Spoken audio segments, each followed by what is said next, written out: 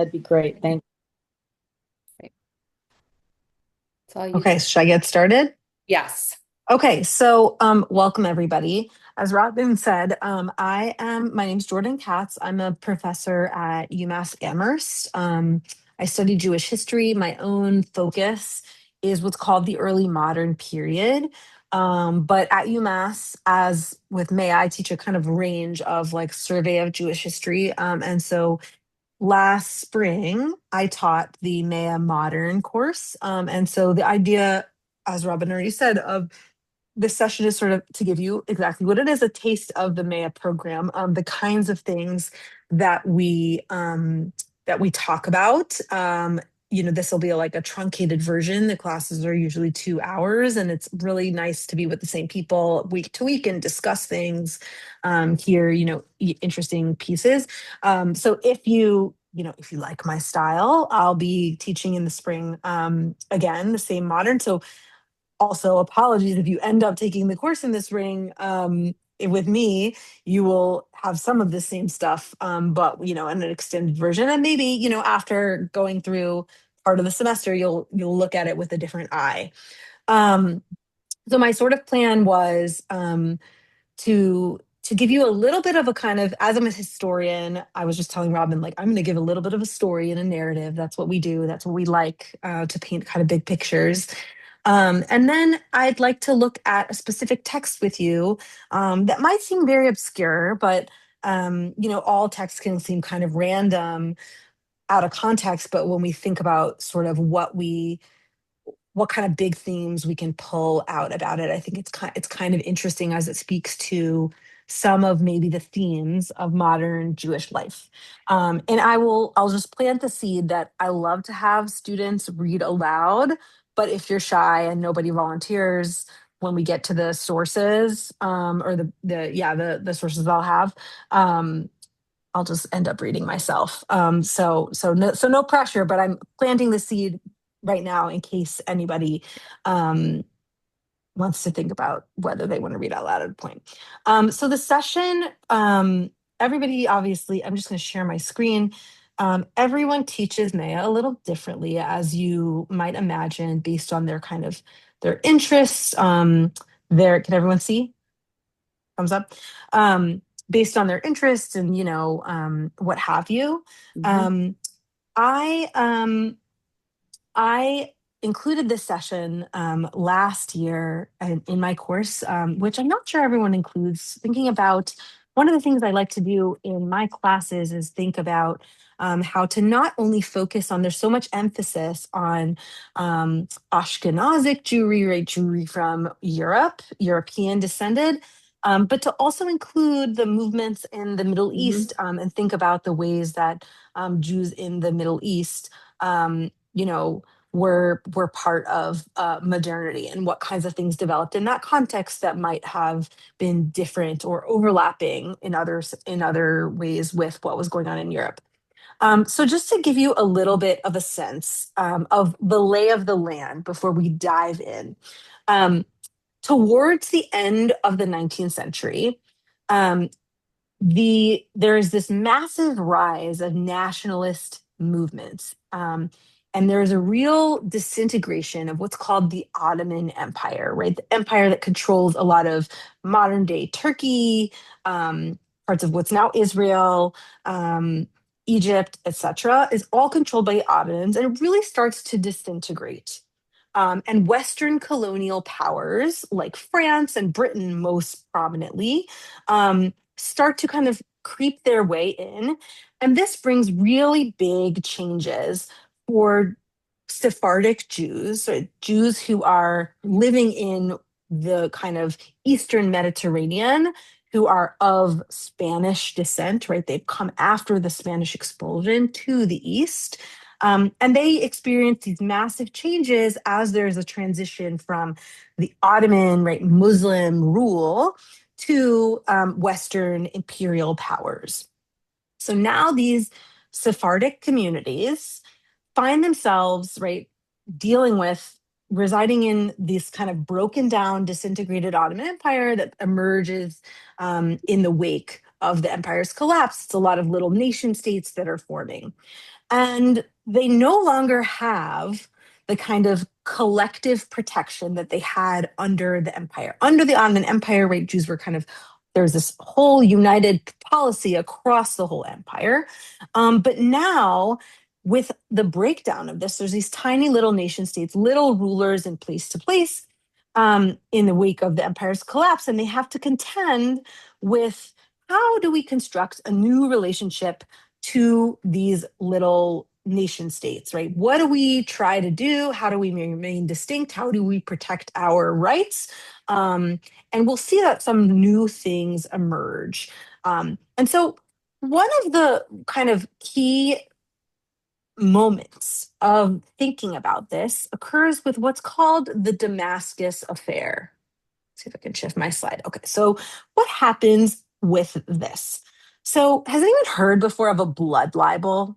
Mhm. What that is? Yes. Okay, so Oh, yeah. what is a blood libel? You can just shout it out. We're not that many people, so hopefully we Blaming won't overlap. Jews for cholera, blaming Jews for disappearing Christian children who were Yep. sacrificed to make matzah. Hmm. Right. Good So example.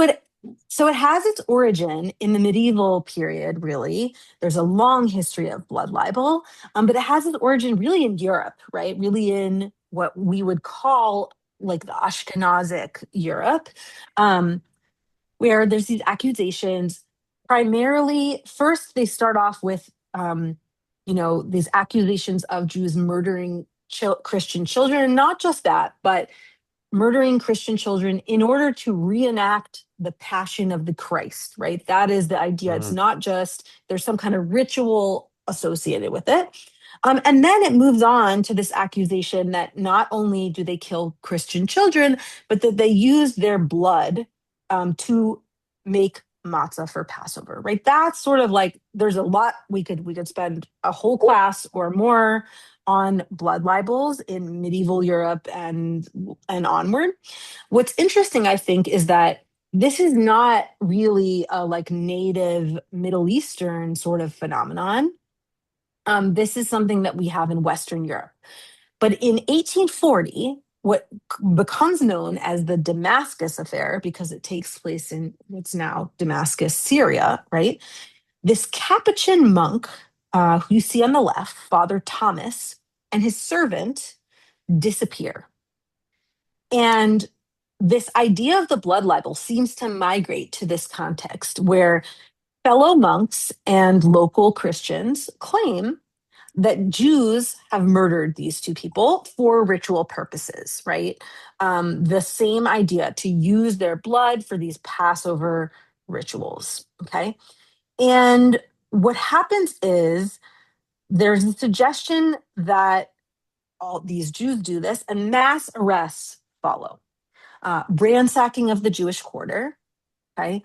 About 70 men and 60 boys, mostly between the age of 5 and 12, are taken into custody. On the right, you see, right, this obviously made echoes. This is actually a European painter by Moritz Oppenheim, so a German painter who is rendering this. So you can see that this affair had, right, like had echoes across to Germany. Um, right. And this is, many Jews are very badly tortured. Some are murdered in custody, some are forced to convert. And right there is this is happening against the background of this larger blood libel. Now, why am I kind of setting this stage? Because this is a local, seemingly local issue, right? But it actually escalates into an international incident. And there are sort of these competing imperial powers that see this as a moment to come in, right? Does anyone have an idea like who controls Damascus? What imperial power has control over this area in the wake of the Ottoman Empire's collapse? You don't need to know that. That's not a pop quiz, but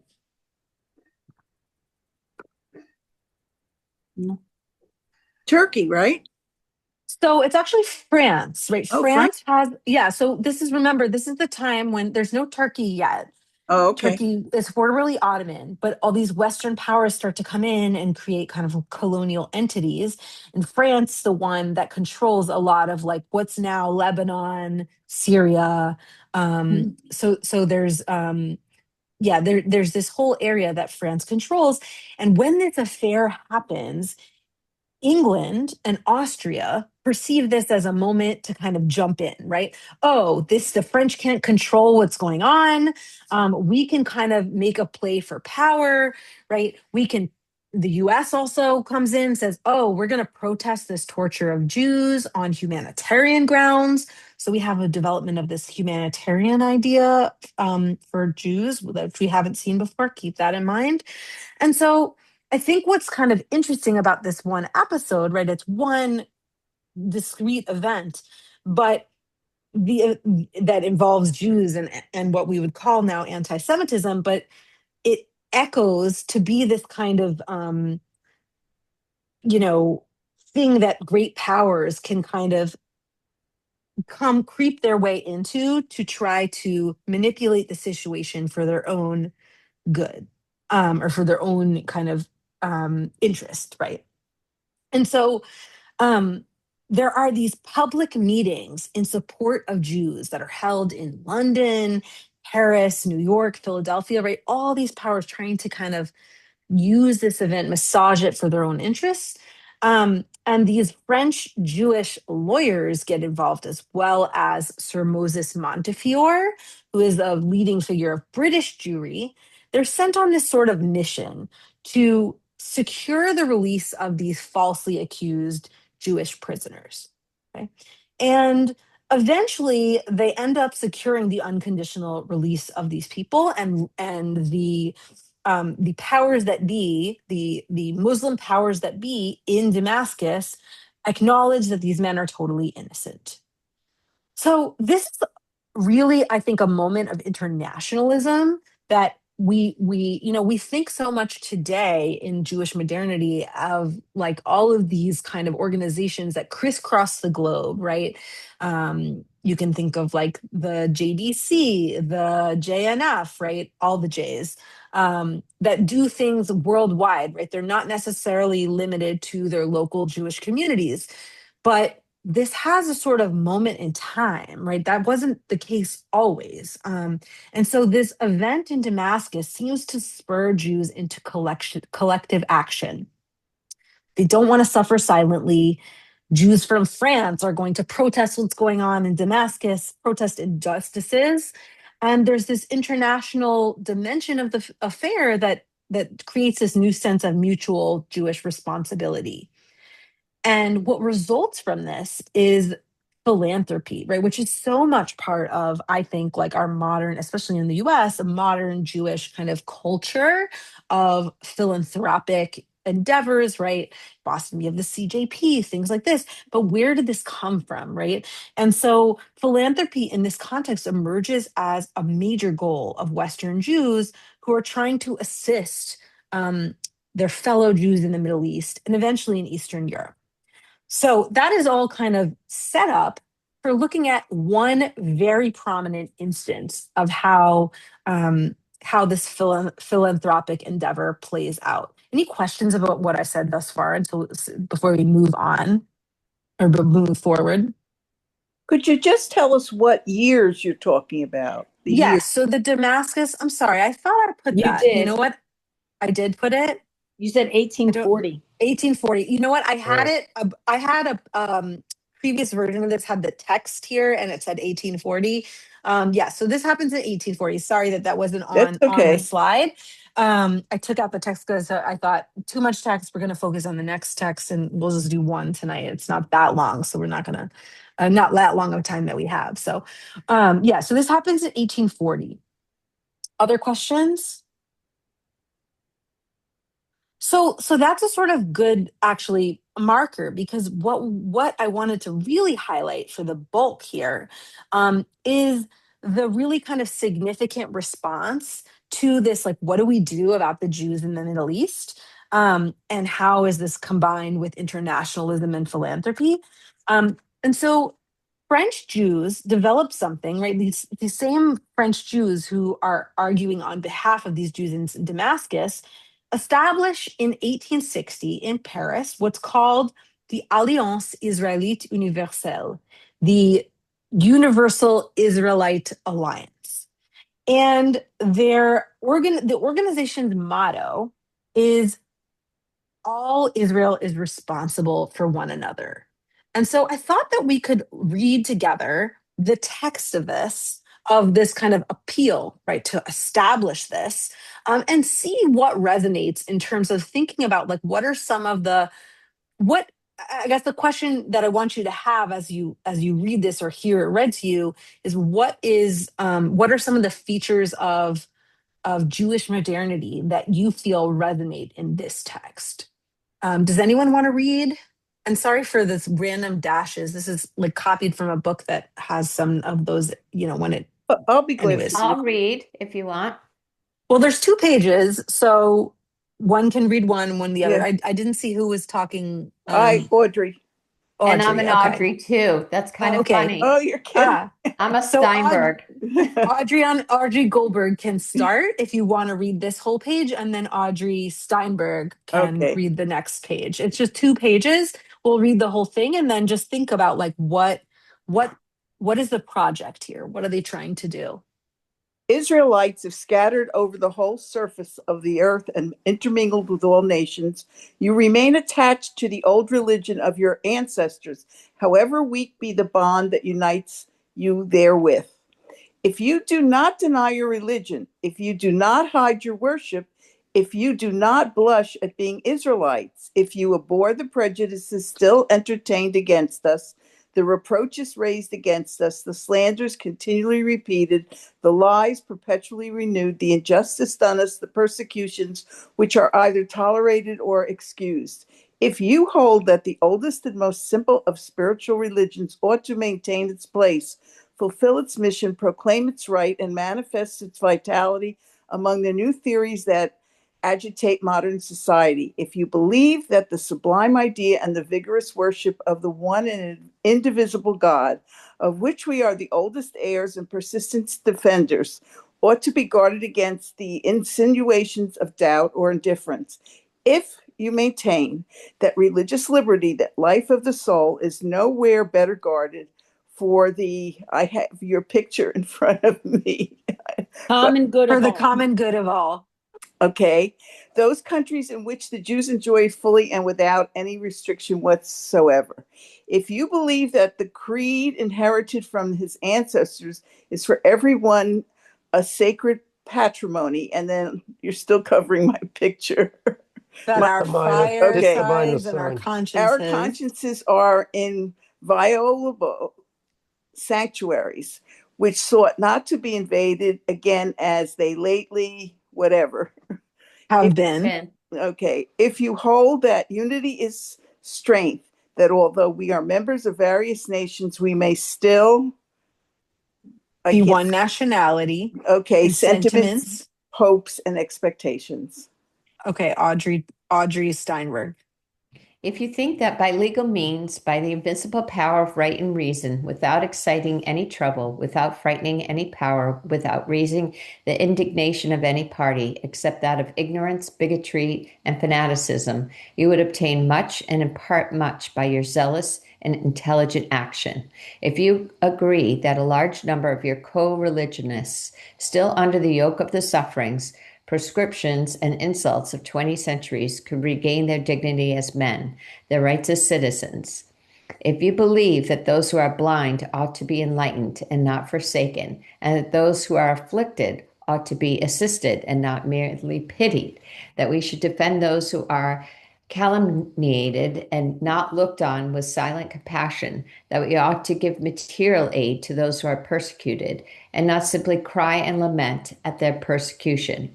If you hold that the resources hitherto isolated, the good intentions, one detached from the other, the aspirations started without any definite object, could be united for higher purposes so that the united action may be felt all over the globe. If you hold that it would be an honor to your religion, a lesson to the nations, a progress of humanity, a triumph of truth and reason to see concentrated all the forces of Judaism, though small in number, but great by the innate love for the common good. If you hold that the influence which the principles of 1789 exercise all over the world is paramount, that the law taught by these principles is a law of justice, that it is desirable that this spirit may pervade all nations, and that the example of religious liberty is an absolute power. If you hold all these points to be true and correct, then Israelites of the whole world, come listen to our appeal and grant us your aid and your assistance. The work is great and blissful one. We are establishing the Alliance Israelite Universelle. Okay, so what's going on here? What jumps out at you, right? They don't really say exactly what this is going to do here. I'll tell you a little bit more about it after, but like in terms of the kind of rationale that they're explicating here, is there anything that you found interesting? Yeah, quite a bit. Michelle? So first, it reminds me of the Declaration of Human Rights, Right. Mhm. right? Which I think is really interesting. But there's so many things I think are so interesting in this. Well, first of all, stating principles matters because it becomes a unified doctrine, right? It becomes a guiding light, a sort of understanding amongst our people in our case, because there's other such things with other groups, right? It's not just us. But you asked us the question of features of Jewish modernity. And I think it's so interesting that if you took away the year and you read this now, I would think we need this now more than we needed it then. Probably not, but we need it now again. Like it seems to me that in the face of modernity, we have just lost so much as Jewish as a peoplehood, right? I'm talking outside of Israel. That's a whole other conversation about the Right, Israel and this issue. here, Israelites does not mean Israel. Oh, I know. Right. Right. Yeah, No. just to be no, just to be clear to everybody. Yeah. Right. And the fact of the matter is, this is, almost 100 years before the state of Israel, right? But I just think it's fascinating that, because I didn't know about this particular document. So I think in that sense, it's like the purpose of it, they know that this isn't going to, change anything, but it shows a collective consciousness around the need of principles for us as a people that we aren't. Anyway, I don't want to take up everybody, but No. So I just want to say one brief thing and then let you guys talk, which is what's the point of that. But I think that you're right, right? We do see this shift. So before, one of the things I did want to flag is that before this kind of document, or this era really, right, this document is just one exemplar of this era. The idea of charity, of Jewish charity, was very local, right? You gave charity within your one community, right? There was communal institutions in a certain city or town, that were meant to help people in that city or town, right? You had some kind of collections for people going to the Holy Land and emissaries coming back and forth, but you didn't have this kind of the way you put it, as collective action. That's really what I think we're seeing here, is this origin of what we would now call Jewish philanthropy, right? Again, they don't say that that's what they're doing exactly. They don't use the word here, philanthropy. But there is this sort of like, this is happening also at the same time as incomes are rising among, this is a French document, right? The Alliance, if you couldn't tell from the French, is a French creation to help Jews in the Middle East. And so this is a time when Jews in France and other Western European areas have increased income and wealth, and so they have this means to donate to Jews who are less well off, right? And so there's this sort of there's like these contingent factors that create a sort of different framework, I think, of action, right? This collective action or collective mindset, really. Any other thoughts people have? Yes. They're including themselves because this is around the time of the French Revolution also, and their declaration of eternity, for equality, fraternity, whatever. And also it's around the time of almost our Civil War in the United States, if it's 1860. So they actually do reference the French Revolution. It's post-revolution Right. by a good bit, Yes, right? A it's good bit. The it French is. Revolution Right. is 1789, Right. right? And they actually reference that, right? Again, Right. this is a French document. If you hold that the influence of the principles of Correct. 1789, right, which are like liberté, right? Liberté, Right. égalité, fraternité, Right. liberty, equality, and brotherhood, right? If you hold that those things are paramount, then this is what we have to do, right? So again, like these French principles, but the French Revolution echoes far wider than just Right. France, even Right. though that's where it takes Right. place, right? Also, Yeah. I was wondering, are they more secular at this point? Do they dress more like their fellow people? Do they want to fit in as not a community, with wearing the Orthodox clothing, just that identify, but they want to meld into the whole society and be accepted and not excluded. And So certainly French Jews by this time are enmeshed in French society. I Mhm. mean, there's always a question of how much and how separate, but they certainly are much more kind of ingrained into French civic society than they were 100 years prior. Right? They all have citizenship. That's part of this move in France specifically. So yeah, as opposed to maybe Eastern Europe, where people are more not all, but there's more trending towards traditional things in France and Western Germany. You have a lot more kind of modernization and this kind of cosmopolitan um, idea, right? If you think about like this is not that long before Freud, right? Right. Who's in Vienna? It's a similar kind of cultural milieu. Other thoughts? So were these secular Jews? So they had, I mean, I generally don't like the term secular and religious because I think Mhm. there's a little bit, I'll just say, just because I think it's a little bit binary. It But is. they Yeah. have traditions, right? But they are not necessarily fully practicing every tradition, but their identity is very grounded in being Jewish, right? And so whether or not they are, observing every holiday and Sabbath, right? They are still very much representatives of the Jewish community. So that's what secular is a little complicated, right? But Mhm. they do see themselves as part of a larger, you know, civic society. But I think events like this Damascus affair make make these French Jews realize that they're not fully part of things always, right? That they need a kind of collective Jewish action because they're not entirely French, right? Does that Right. make sense? Yeah. I think that's historically, and correct me if I'm wrong, a struggle for Jews in because as I studied the early modern period recently, it was the notion that Jews were starting to integrate into societies through citizenship, which was very important because they didn't have that in Mhm. any of the societies, not in Iberia, not in other areas throughout Mhm. the pre-modern period and all of that. And so as they start to attain, citizenship and relevance within their societies, there's still this marginalization. But the thing Mhm. that I find so fascinating is that, so my parents are Holocaust survivors, right? Mhm. So for me, I was always raised that I was always marginalized, no matter what Mhm. society. I'm American, but I've always understood the tenuous nature of that Mhm. potentially, even though it was never fully realized in my life until recently, which is interesting.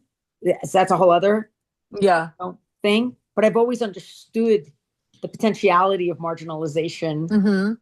because we're so small and there's anti-Semitism everywhere, if that makes sense. Right. I mean, it's like interesting to think about. I think, in some ways, this document and others like it are existing at a moment of potential, right? Of potential promise Mhm. that that's not going to be the outcome, right? The Holocaust, in some ways, shifts things, shifts our notion of what is possible in a way that these people don't, right? They don't know that, right? And so there's sort of this moment of thinking that there is a path towards being fully accepted, right? Whereas we might see it differently now, um, given the events of the past 100 years, right? Right. But I would think that, to me, I've always struggled with this notion of full acceptance. I don't really want it, to be honest, Mhm. because part of me feels that if you look at Germany, and mostly Germany, I think, and please correct me if I'm wrong, prior to the Holocaust, right? That 1930s, where German Jews thought they were completely integrated citizens of society, that they couldn't accept what was right before their eyes happening. And neither could any of the other European Jews initially. Like even in the Netherlands, they really rejected the idea that this was happening to Jews. There was so much rejection of it until the that that it was understood about the final solution, when that was Mhm. revealed finally, that the Nazis were planning that. And so I feel like we just always need to be aware that we got to run. Like we got to know who we really are, and we have to accept that. Being completely integrated, I think, endangers us. And I know I sound paranoid and crazy, maybe, No, it's okay. but I really feel like that. Like Well, we're need living in a particular moment also Right. politically and everything. But I mean, I think it's important to also see that. So what does the Alliance do? They're not trying to move Jews, right? They're not trying to get Jews No. out of the Middle East, which I think is not to challenge what you're saying about Oh, your you can feelings. challenge me. I don't know what I was You're talking total. about. No, I mean, I think, well, you're saying what you feel like, so that's totally Right. valid, right? Right.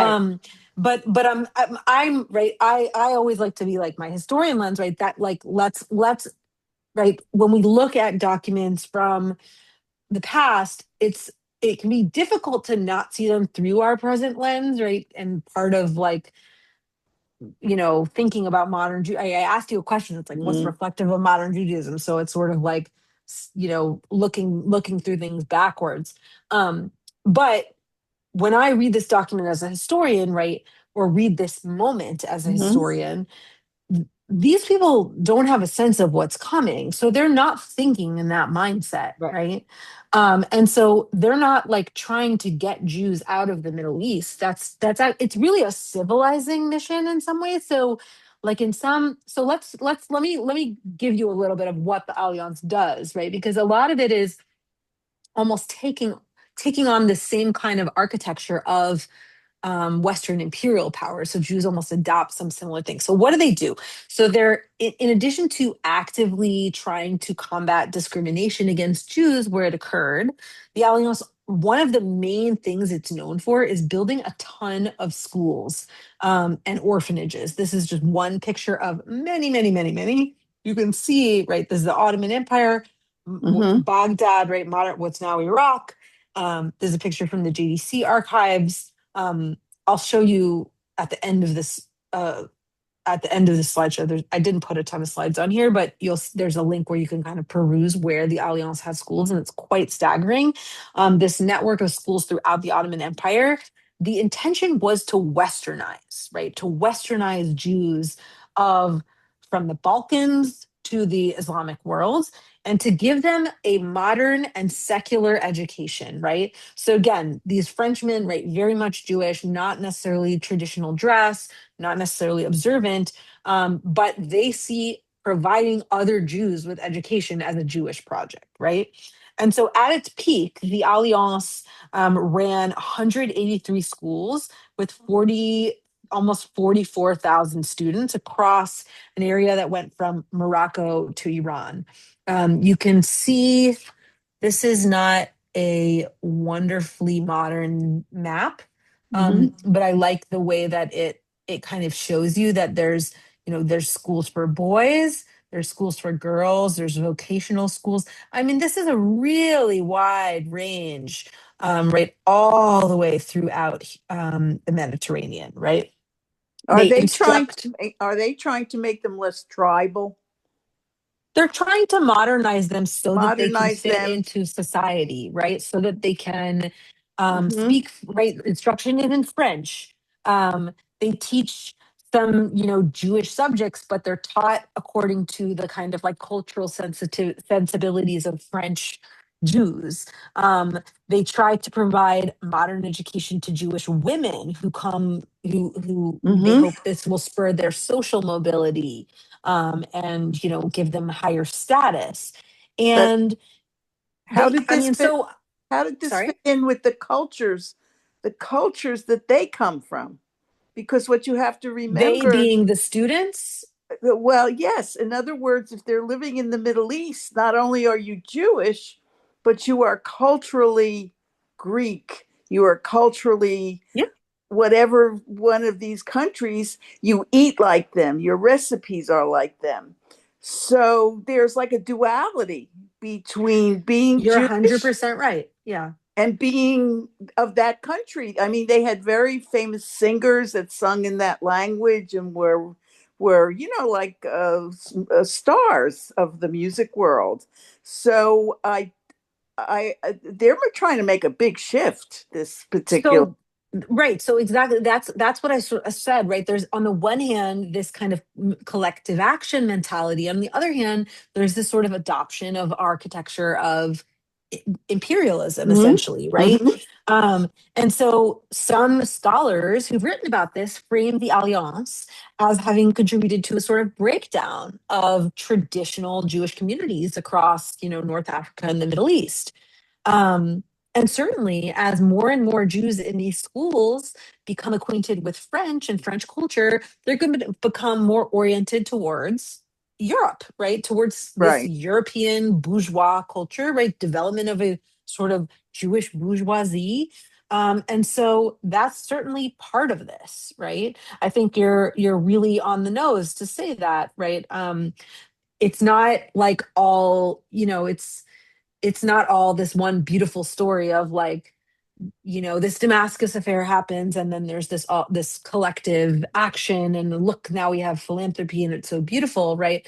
um yeah, we could view it that way, but also there's this kind of superiority and Yeah. Mhm. inferiority thing going on, Mhm. right? Where again, this posture towards Eastern Jews is that they need saving, right? They Mhm. need help. But And the saving is not to remove them from their context, but to bring a sort of Western context Mhm. to them. Dr. Katz, that Mhm. also speaks to, if I might say, that this notion of Ashkenazi Jewry being superior to Mizrahim, Mhm. to Sfaradim. So it's like that same thing. It's that, and as you were saying and describing this Westernization of Middle Eastern Jews, again, but as you pointed out earlier, we look at things through the lens in which we live and coexist, Mhm. right? And currently we live in a time where if you believe in oppression and colonialism and you're anti-colonialist and you're anti-oppression and you focus more on indigenous cultures and the respect of indigeneity, then you would reject the hypothesis, particularly coming from the French, even if it's French Jews, of this elitist superior Mhm. bourgeoisie attitude that they have almost to proselytize or to convert them, so to speak, to this mindset of Western Jewry, right? As if it's superior. So I agree with Audrey and with you that from our lens becomes usually problematic in current society because that's an anathema. We think we should honor everybody's. But on the other hand, I do wonder though, if I may ask, what was the perception of the intelligence, of the education levels of these Middle Eastern Jews? And what was it actually? Because I think Ashkenazim tend to, without generalizing too much, look down upon, right, these Jews, the Middle Eastern Jews.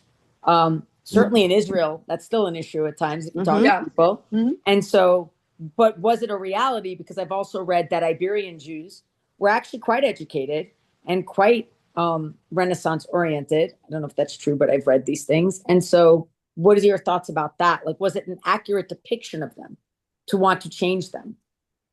So I think, I mean, there's a couple things going on, right? They are I mean, it depends where we're talking about, how large, right? Urban areas like Constantinople, which becomes Istanbul, right? Those are you're going to have much more cosmopolitan Jews who, regardless of their heritage, are interacting just through trade and people Right. coming through with a whole host of people, right? A whole host of cultures. They're very world savvy, right? So they may not, some of these people may not have had formal schooling in the way that the French Jews who created this framework appreciated, but that doesn't mean that they weren't educated in sort of and savvy about the larger world. We can also kind of look at it from a different side of the prism, right? As you know, what is the potential psychological impact of philanthropy? Like these people, maybe they felt, and it's hard to know. We don't have a ton of material written by the people in the schools. It's a lot more of the kind of institutional history. And I'll admit, I'm not a specialist in this area to know exactly what documentation scholars are working on now.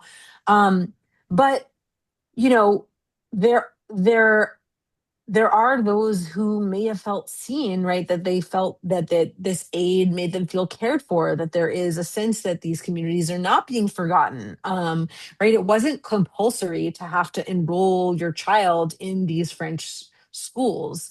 It wasn't like under pain of the sword. And so there are people who thought that it was obviously beneficial to take to seize the opportunity that they provided, right? So there's sort of a mutual a sort of symbiotic relationship in some ways where the people receiving this philanthropy may have thought in some ways that it's a good thing, and these givers, right, the philanthropists Mm-hmm. or philanthropic communities thought, okay, my kind of largesse is being appreciated. And so there's sort of you know, I do think it creates something that is this idea of mutual responsibility, right? Like we can think of the ways in which now, like, I mean, I could certainly hypothesize, right, that if I'm giving to some kind of organization, Jewish or not, right, it doesn't have to be Jewish, but that's like helping, to going towards education in some area, right? Some other country, that perhaps the people in that area think that I'm a little bit like naive about what I'm doing, but they still Mm-hmm. might find ways to use my Right. contributions for their own benefit. So does that make sense? There's sort Yes. of these Yes. multiple things, Yes. Yeah. But I what? think going But on. but wouldn't this also start a little bit of anti-Semitism? For instance, the Jews are organizing. The Jews have their own schools, and they're part of this colonialism. So, could this not be also over time misconstrued by the non Jewish population? So it could, but schools are generally perceived as um fairly benign. Often they're kind of perceived as a Mm-hmm. feminized project, so in some ways that they're like a safe place, right? Because Mm-hmm. they're not perceived as a political project, even though they totally are. Right. And so, right, and there's a lot of other scholarship on education development in the Middle East in this time period and a little bit after, where it's clearly like politics are the part of the mission is the Mm-hmm. political education and political frameworks. But I think the powers that be see this as a little bit softer in some ways than overt revolutionary movements or political organizing, if that makes sense. I just want to show you one more map of the schools. This is a better map, but it doesn't have the like breakdown of girls and boys schools. Mm-hmm. So but I mean, we don't need to talk about this map. I like it. Dr. Katz, It's well done. Yeah, I have a different question. sure. I am Sephardim from Morocco descent, and I was wondering, sometimes, like especially in the American context, when I introduce my background, people are either very largely unaware of like Mizrahim and Sephardim populations. How aware were Western Jews aware that like there were communities existing as far in the Ottoman Empire in Syria and Persia? Oh, I think very aware. Yeah. We're talking about an era where there are Sephardim living in all across Europe as well, right? In the way, I mean, to go Right. back, right? When, can you see my little cursor Hmm. on here? Yeah. So when Jews migrate from Spain, many go to Portugal in 1492, and then they leave Portugal in 1496, 1497. They're expelled a couple years later. Many go to Great Britain, some go to France. Italy, tons in the Netherlands, which some of you I'm sure have been to the Portuguese synagogue in the Netherlands, Hmm. right? And the Ottoman Empire. So there's real awareness from, you know, the late early 16th century, sorry, through right well to the modern period um, of um, you know, the Mediterranean, kind of larger Mediterranean culture. Also because a lot of these Sephardim living in Western Europe are have kin in all these other places that enables them to really Hmm. develop these massive trade networks throughout the Mediterranean and the Levant.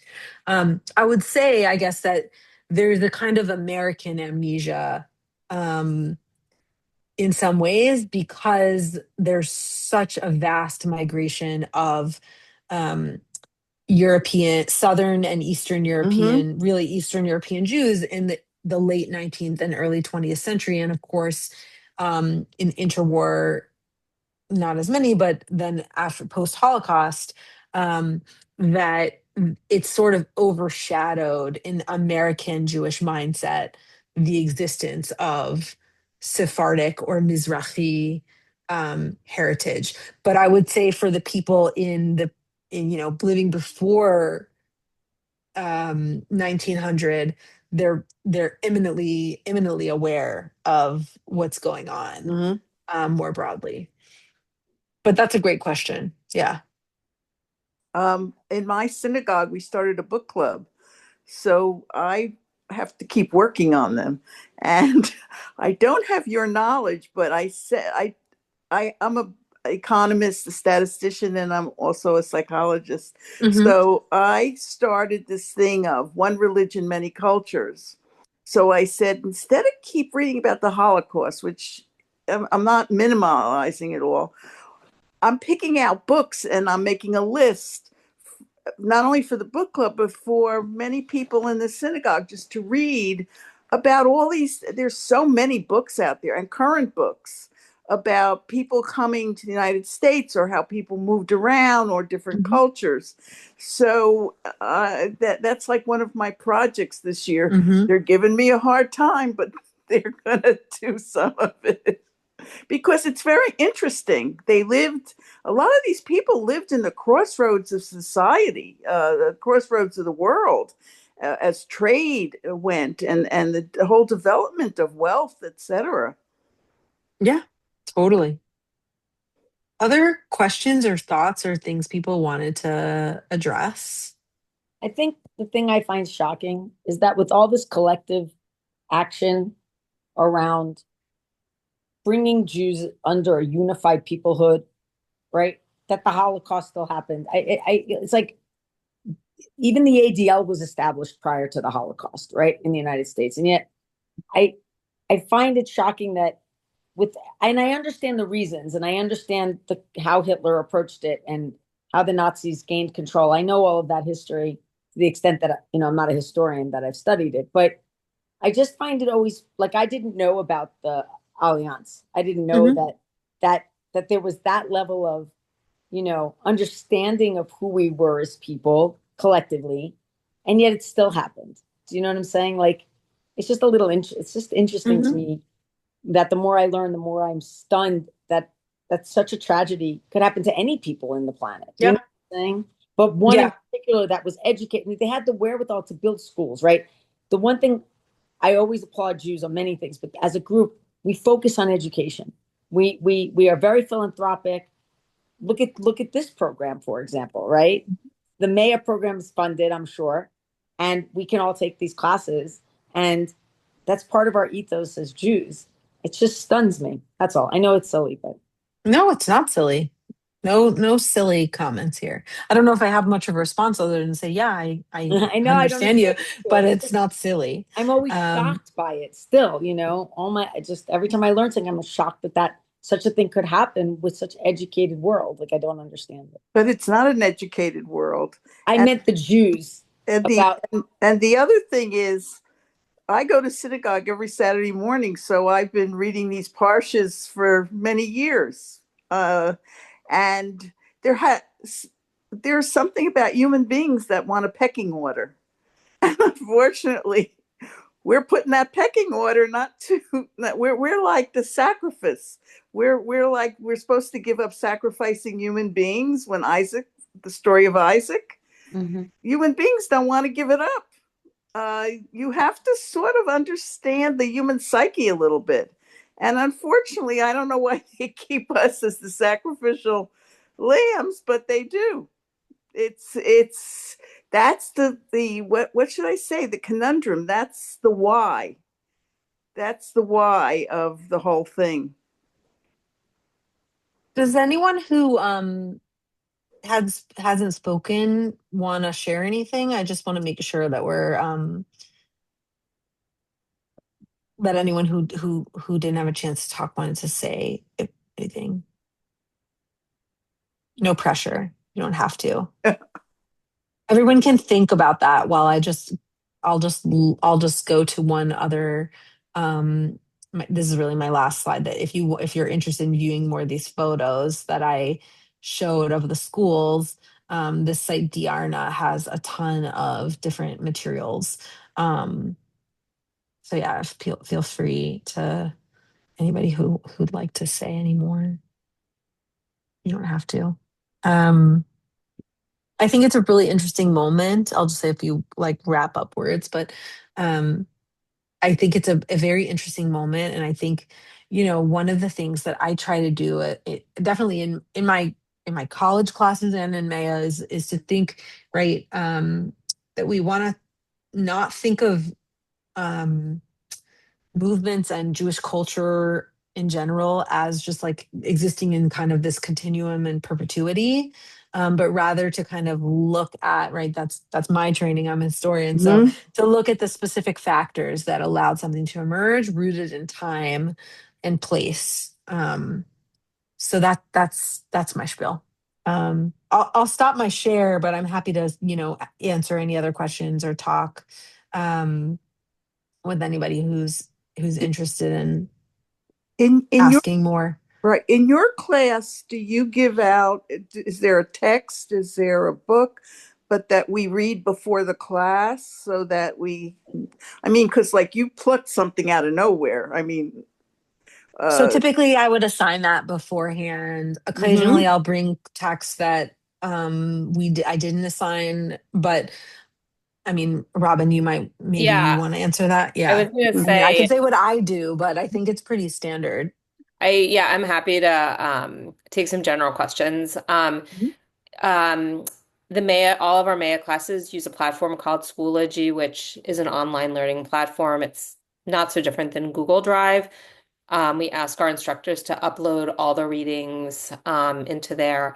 I think in the first semester in Bible, we recommend that you buy a Tanakh, mm-hmm, with mm-hmm, English, at least yeah, English. If you can also do it in Hebrew, you're welcome to do that. Beyond that, there's no requirement to buy any books, as far as I know. I'm a little bit new to this mm-hmm, position, and Typically, I bring a lot of primary sources from a reader called Jew in the Modern World that I'm fairly certain a lot of the Maya Modern instructors use. Um, but there's a lot of secondhand editions, so it's like, it's right. not like a huge expense unless you're buying like the most updated version, which all the earlier versions have the text that you need. So people often ask me also how much reading is there. So what I say is our instructors like to assign a lot of reading. Most of our learners do some of the reading. A few of them do all of the reading. and a few of them do none of the reading. But the bulk of them do some of the reading. We Mhm. also ask our instructors to tell you, if you're only going to read one article, this is the article to read for next week. And Are what? there assignments, like written assignments? No, there are No. no written No. assignments. The only thing we ask, No, that's the great thing about teaching. yeah, I don't have to grade anything. I just get to talk to people. we do No, it. yeah. The only thing we ask is at the end, we ask you to write like a short 200-word reflection, Okay, of course. put together a little book, but there's no written assignments. So because I had a few questions. Go ahead. Enrolled in a Asparagus program for a master's in Jewish education, and professional education, whatever. And it didn't align with what I needed. And it was really good, but it just was more than what I needed and not what I needed in some ways. And so I was looking for something that I could really delve deep intellectually into the content. So I'm assuming if it's a lot of reading based on what I want to read versus some reading or no reading, that's the context of that, right? So that does, in other words, the courses lend themselves to that level of intellectual engagement, perhaps, I'm asking. I think the answer to that question is yes, right? Like you've seen a sample lesson, you've seen Yes. the depth, you've seen the intellectual rigor and the academics, behind it. It's Hebrew College has other programs that are not academic where there's no reading assignments. Mhm. You just click on the Zoom, you show up for the class, and you turn it off. May is asking a little bit more. We're asking you to hopefully commit to 4 semesters, right? If you sign up and then drop out, it leaves your cohort sort of hanging. Like if you drop out and we don't have enough people to run a class, Mhm. it's not a nice thing. So we're asking really for a commitment, and we're asking you to commit to doing some reading and being part of a cohort and sharing with your peers and colleagues. One of the things we hear most from our learners is like, what did you get from Maya? They say, of course, like a foundation in Jewish history. I went to Hebrew school and I had gaps in my Jewish education, or I feel like I have nothing. And now I know so much more. They talk about how much they love all of their instructors and professors. And they say, as much as I learned from my teachers, I learned as much from my peers and the diversity of perspectives. And I think in a lot of our classes, that meet for 4 weeks, 6 weeks, 8 weeks, you turn on a Zoom, there's discussion like this, and then at the end, it's goodbye, right? And that cohort is never Mhm. again. This, by the end, it's like, a little party. We have a graduation ceremony, people sit together. You'll feel really, really connected to each other. So Michelle, I think to answer your question, the answer is yes. Well, I have a I lot of mean, other questions. Maybe I can meet with you one-on-one. I don't want to take up time from the class. I want to make sure it's a good fit. I didn't do my due diligence, and I don't want to leave a program. I want to invest my time. But anyway, that's what I want to talk about. But I don't want to do it in front Well, of